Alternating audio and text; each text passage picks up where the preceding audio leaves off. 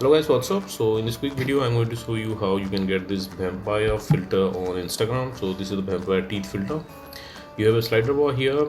You can change your look likewise. So to get this filter on Instagram, you can visit the creator profile. Rimini is the creator of this filter. You can follow her to unlock all this filter to your Instagram camera tray. She's having some awesome filter.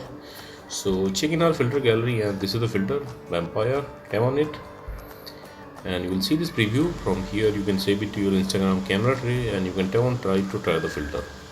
And suppose you are not getting the filter like this, then what you can do, you can visit this website also. Link to this website I'll keep in the description box below. So here in this website you will see the filter icon. Just tap on the filter icon and open it with Instagram. Likewise,